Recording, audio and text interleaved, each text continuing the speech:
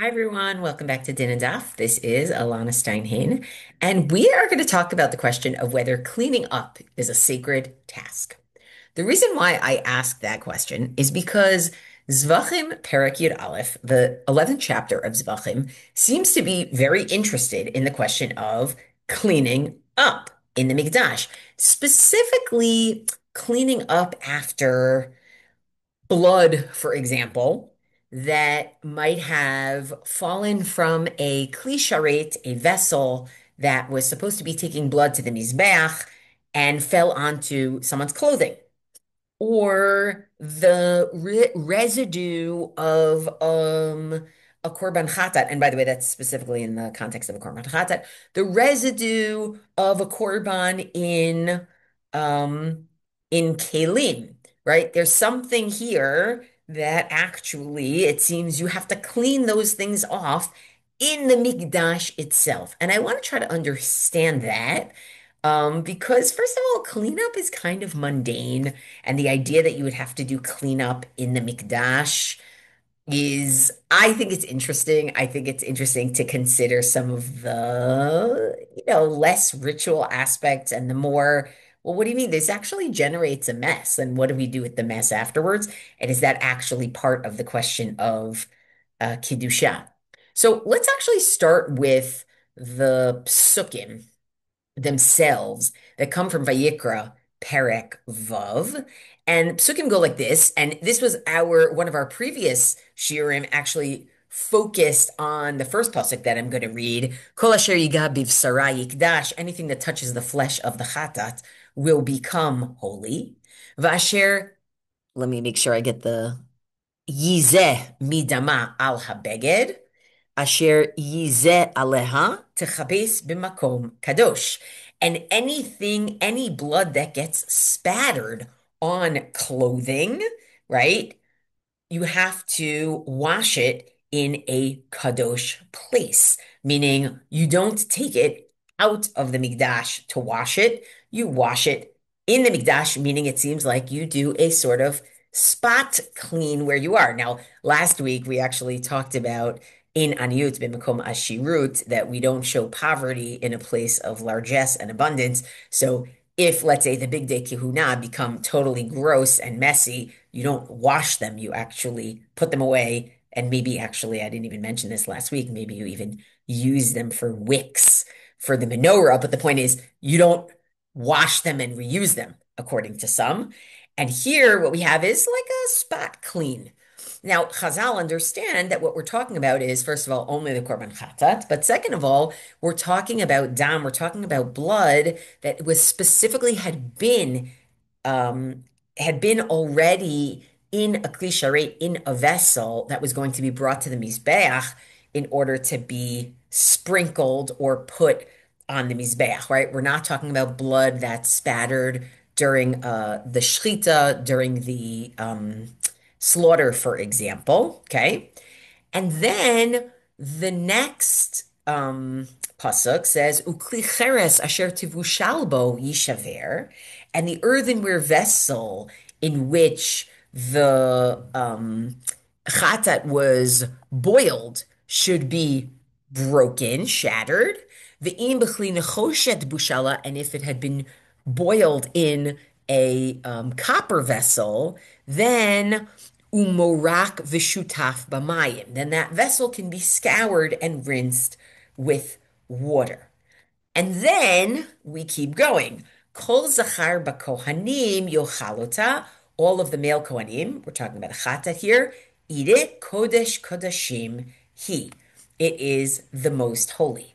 Now I want to just point out that these three psukim between cleaning off the blood and breaking or scouring the vessels, or people eating the parts of the chatat that don't go on the mizbeach, seem to actually all be talking about making sure there's no more of that chatat left, blood or residue or meat, right? They all seem to actually be going in a similar direction. I think before we get to the cleanup of the blood, I want to start with the breaking and scouring of vessels because I'm curious whether that sets a precedent or a tone. So Rashi says, Yishaver, a kli cheres, a earthenware vessel has to be broken. Why? Lifi shehabliya shenivlat bo naaset notar. Because the food residue that has gotten absorbed into it becomes notar, meaning if it's not eaten after a certain time, it is notar. It is leftovers, and you're not allowed to eat those. You actually are supposed to burn those. V'hu hadin l'chol hakotshim. And this would be the case for all of the sacrifices, not only a korban chatat. And Rav David Tzvi Hoffman in the 19th century says, let me explain to you why breaking it solves the problem of notar. Because even if you break it, don't you still have the residue in the kli cheres itself? He says, well, actually, the issue is we don't want you eating any of that residue, right? He says, "B'mikre zeh yesh chashash shehakodesh yafech lenotar." We're worried that the residual kodesh that's in the walls of this pottery vessel will become notar because they'll be in there for more than a day and a night that you can eat the korban chatat, at least in that example. V'yechol alav iser karet. And then there's actually, upon pain of excision, there's actually a prohibition to eat it. V'im yishtamshu b'kli litzrachim acherim, if you use that pottery vessel for other needs, I think it's Yisavgu. I don't know how to pronounce it, right? Yisavgu, I think it will sponge up, meaning it will absorb hamachalim achirim et iser. The other foods that are made in that vessel, boiled in that vessel, will end up absorbing some of the Isser as well. V'lachein hadin, and therefore the rule is kli, a vessel in which it was boiled, she'i efshar lotzi mitocho et Isser, if it's a kli like a pottery that you can't actually get the residue out, yishaver, it has to be shattered, kedei shelo yuchlu lishtamesh bo, so that nobody will use it. Ve'ilu mikli matechet, but if it was a metal vessel, efshar lohotzia to iser shenispag letocho. You can actually, by scouring, you can actually get the residue out. And so that's what's going on here is we're trying to prevent notar and ultimately the residue of notar going back in. Now, when we go back to cleaning the blood off of clothes and not just cleaning the vessels in which the chatat or other korbanot were boiled, cleaning the blood off of clothing specifically, and that's specific to the chatat, is that the same reasoning? Can you use that same logic about the blood as you use about the residue of the meat? And the Rashbam actually says, yes, techabes, you have to wash it, he says, shelo yehein esar benotar shebesreifa, so that it will not become asur as something that is notar, that is supposed to be burnt, meaning different from the residue of the meat, which is something we want to make sure you don't eat it. It doesn't get into other things that you boil.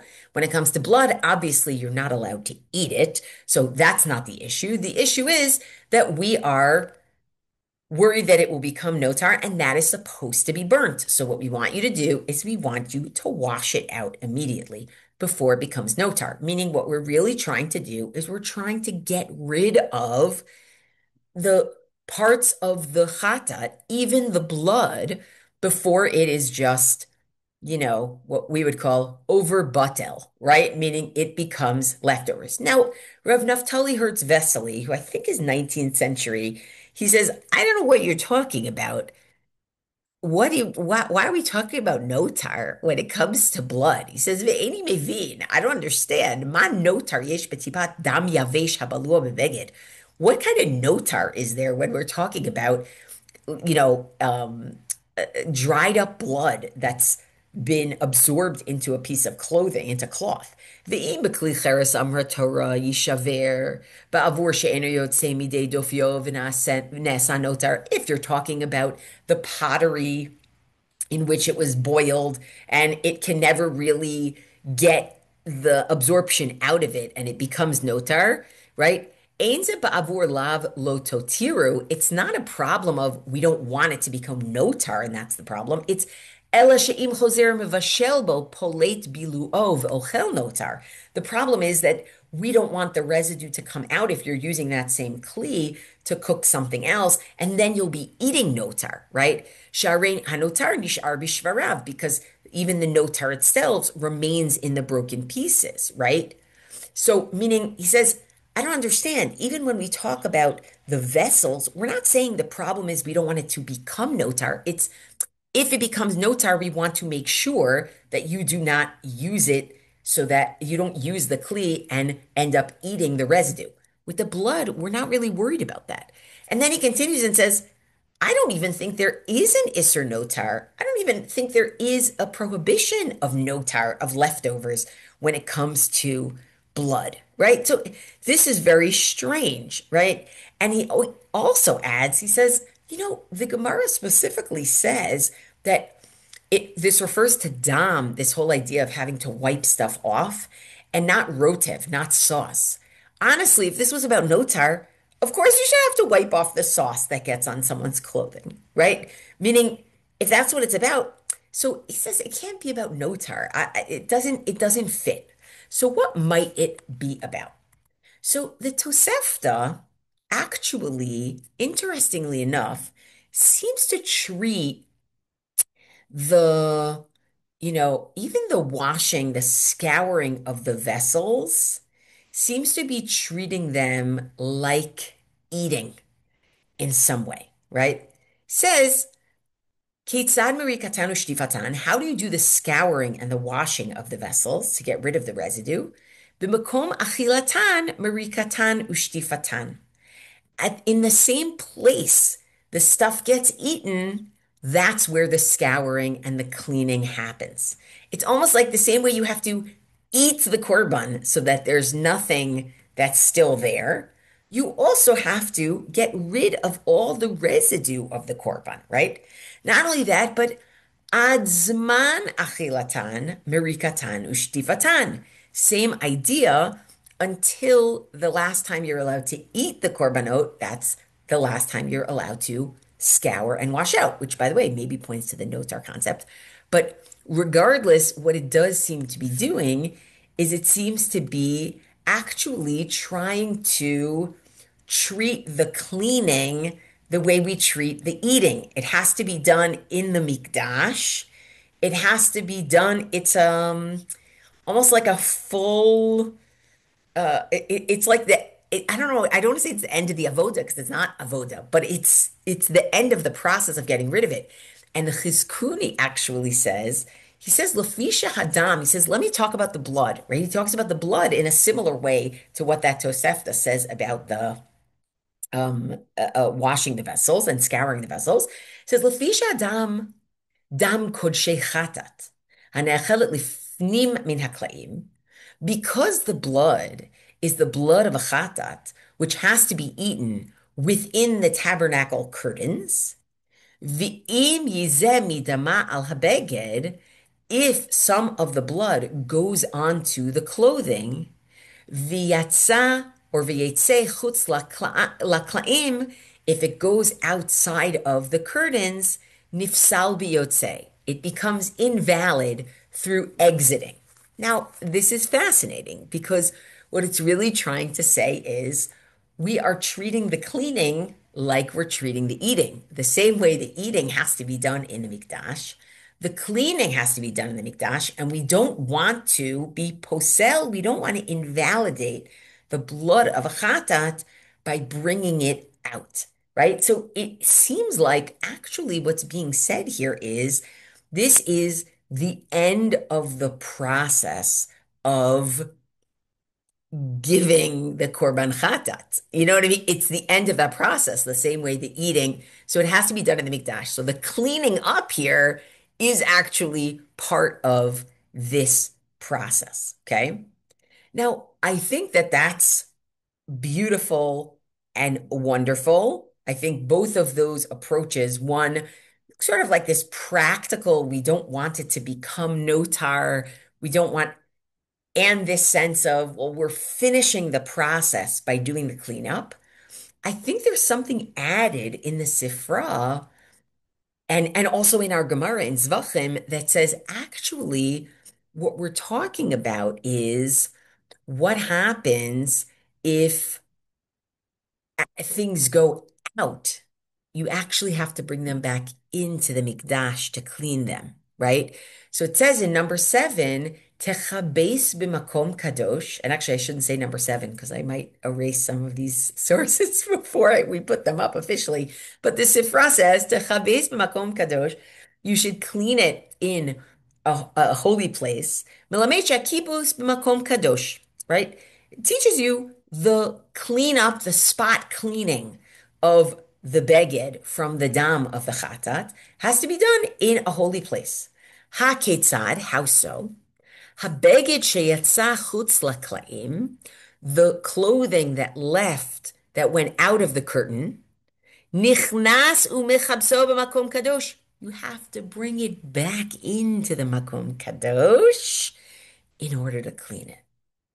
Ein li ela kibus, might this only apply to the spot cleaning of clothing? Minayin af shvirat kli cheres b'makom kadosh.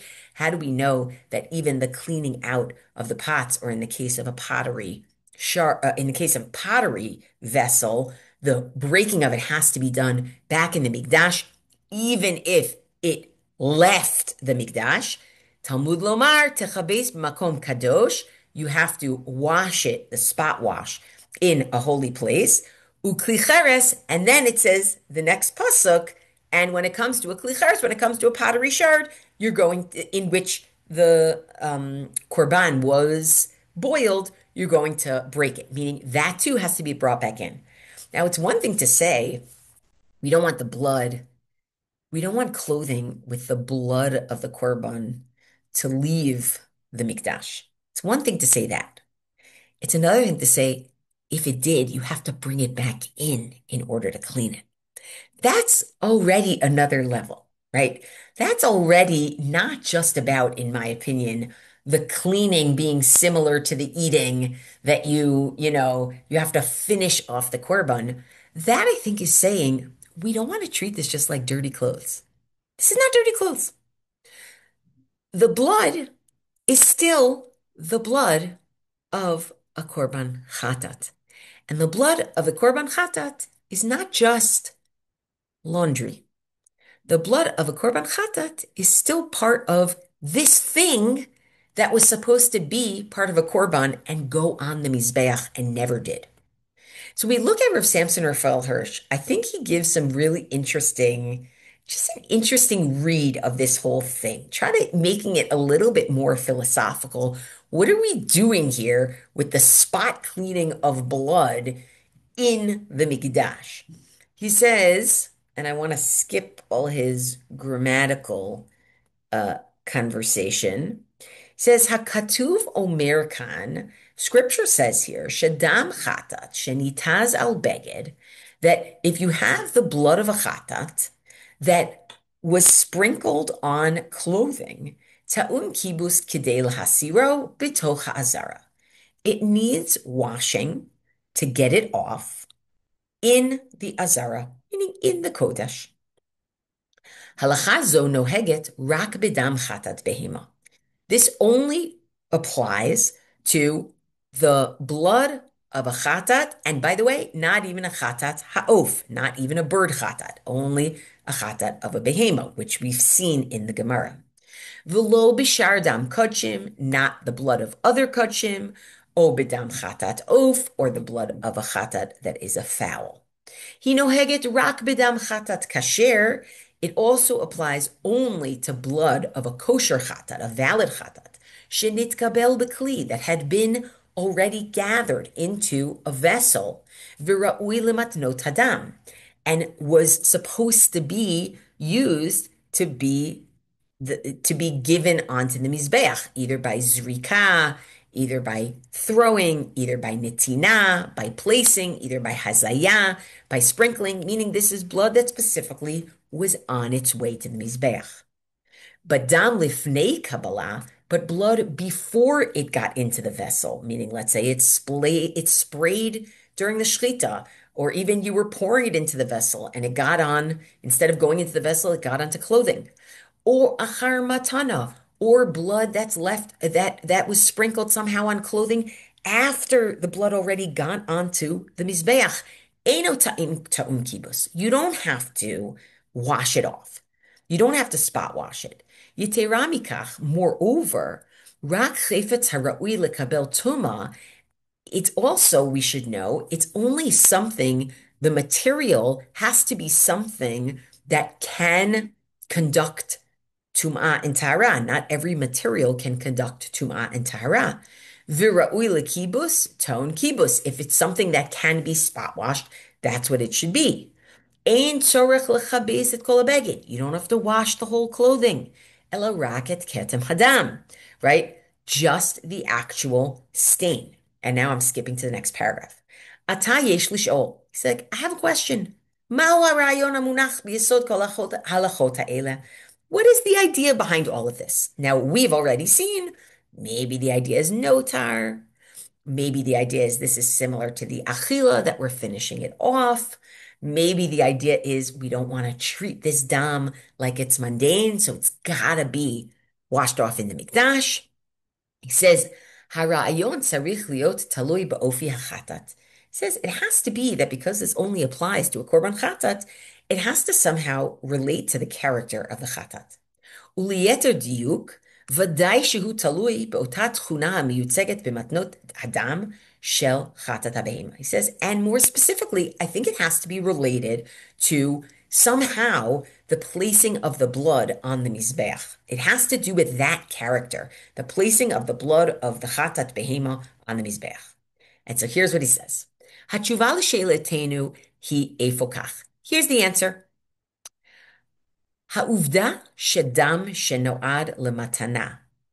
The fact that blood that was supposed to be put on the mizbeach nafal b'makom zeh, or b'mkom zeh, sorry, instead fell al kli hara'ui lekabel tum'ah, on something that could conduct impurity, right? I'm skipping the parentheses. Minugedet b'tachlit, that is opposed in its ultimate goals, le'otat tchuna shel chatat, to the character of the chatat, or the characteristic of the chatat, hamiyutzeget b'matnot hadam, that is supposed to be presented through the placing of the dam on the mizbeach. And now he's going to explain how. Why is specifically falling on something that can become tameh? Why is that in opposition to what the blood going on the mizbeach was supposed to be? Lachein tzarich levatel et harayon aminugad al yedei kibus. He says, therefore, we have to fix it. This contrast, this contradiction between the thing that can become tameh, getting something that was supposed to go on the mizbeach as a matnat dam, we have to fix it by washing it out. V'kibus zehu pe'ula chiyuvit shel hamikdash. And this washing is a positive action of the mikdash itself. Sheyesh la'asota b'toch tchum hamikdash b'makom kadosh. It has to be done within the mikdash in a holy place. V'hinei, im kenim dvarenu, if we're honest, harei shadam chatat behema hamitkabel, or if we're right, I should say. Harei shadam chatat behema hamitkabel b'kli sharet, the blood of a chatat, of an animal, not a fowl, that is accepted into a vessel, that's gathered into a vessel, chaluk hein midam chatat ha'of, vehein midam shar kochim. It is different from both the blood of the chatat of a fowl and other types of korbanot. Dam kol shar korbanot nitan lemata. The blood of all other korbanot are given below on the mizbeach. V'hu mesamel efo et hanefesh hanetuna adayin b'madrega shvela, representing the lower version of the level that a soul might be on. Vazkuka adayin la'asok b'pi'ilut miromemet, that still needs raising up. B'madriga kazot, on that level, sho'efet adayin hanefesh la'asig et matarata, the soul is looking to get to its goal. Ve'ein kol mitziut enoshit mamashit, human concrete life, hamiyutzeget al yedei kol beged o kli pashut, that is represented by clothing, for example, is not thought of nechshevet kedavar minugad lamadrika azot, is not thought of something that's in direct opposition to the level that you're on. The stuff, the blood that's given only on the bottom of the mizbeach, not that's not a contradiction with human clothing and just regular human life. Ha'hefech hagamor nachon, it's actually the opposite. דם המקובל במזרק מראה באופן סמלי שאת כל בחינות החול של חיים האנושיים ניתן לקרב ולרומם על פסגות קדושה. Quite the opposite. When you put dam on the lower half of the mizbeach, what you're saying is that even things that are lowly have some kedusha and they can get kedusha. Lefichach b'shara korbanot, therefore, with other korbanot, dam shenitaz ala beged, blood that should have gone on the bottom half of the mizbeach, but ended up on clothing instead, eino mefer et harayon haba lidei bitui badam, doesn't actually undo the concept of that blood. Ulam b'dam chatat behema, but when it comes to the blood of a chatat, that is an animal, not a fowl, hanitan lamala al karnot hamizbeach, which is put at the top on the I like to call them like the horns, like the corners of the mizbeach, the top corners that stick up. It's at the top, right? Shoneh davar, that's different. Ubiyichud shoneh davar bedam apnimiot anitan al karnot mizbach hazahav. Now, that's a separate thing. More than that, you even have certain korbanot where actually, like the korban chatat on Yom Kippur, where it's not actually on the outer mizbeach that the blood is put, but there are things that are put even on the parochet. There are things that are put even on the inner mizbeach, right? So certainly we're talking about something that's like very high level. Uvidarga yoter gvoha bedam hazayal haparochet kineged bein abatim, right? And you can go even higher than just on the Mizbach HaKetoret, the golden Mizbeach. You can go even on the Parochet that separates the Kodesh from the Kodesh Kodeshim. Damim ele miyatzgim shlemut musarit. This blood represents fullness, right? It represents perfection. It represents moral perfection. She'aleh yesh lishmor yoter mikol davar acher. And you have to keep that more than anything else, right? And then he goes on and talks about the inner ones.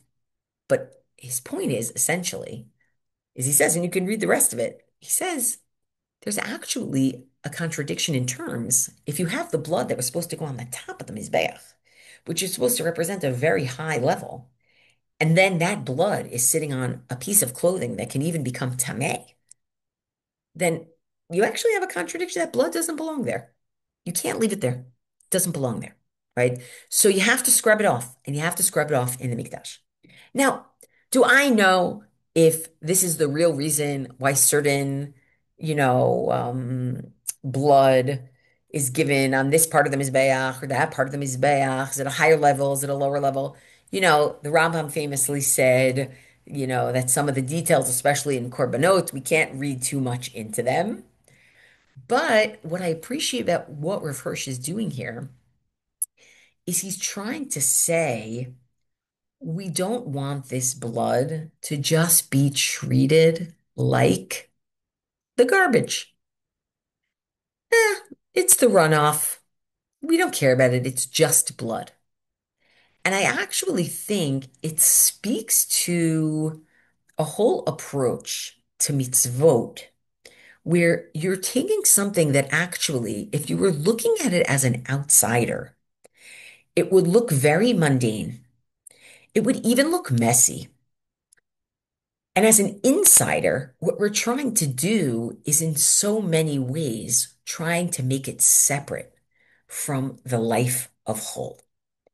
And to an extent, I actually do think that what Rav Hirsch is pointing to, at least in the situation of a korban chatat, what he's pointing to here is that cleanup in this situation, whether it's because we don't want it to become notar, or it's because this is sort of like the continuation of the eating, or we even bring it back into the Kodesh to show that it's not just, dirt. I think the whole thing is that what we're trying to do is we're trying to establish a place that is actually separate from mundane life. Yes, of course, it inspires mundane life, but its separation is actually a key to making it a place that is dedicated to Avodat Hashem, right? Meaning it's that dedication, it's that exclusivity. And we don't want to lose that exclusivity. Um, yeah, I think there's something, and we can probably see this running through Zevachim in different ways, and maybe want to think about this as a meta concept of what is the those moments on the seam between the Kodesh and the whole, like when blood goes on clothing that you're going to remove from the mikdash. Where are those boundaries porous and you go in and out with them? And where do we say, no, no, no, we really want to maintain those boundaries? So much so that if you left the Kodesh with the clothing on, you go back in there. Or not just with the clothing on, you have the clothing, you go back in there and you wash it off, right? And what we're talking about here is really the significance of having a place that is exclusively for the worship of God, exclusively. As always, thanks for learning with me. And, you know, I think, I hope this bleeds in, I mean, no pun intended, into the way that you think about Kedusha and spaces in general and how we use Kodesh and Chol.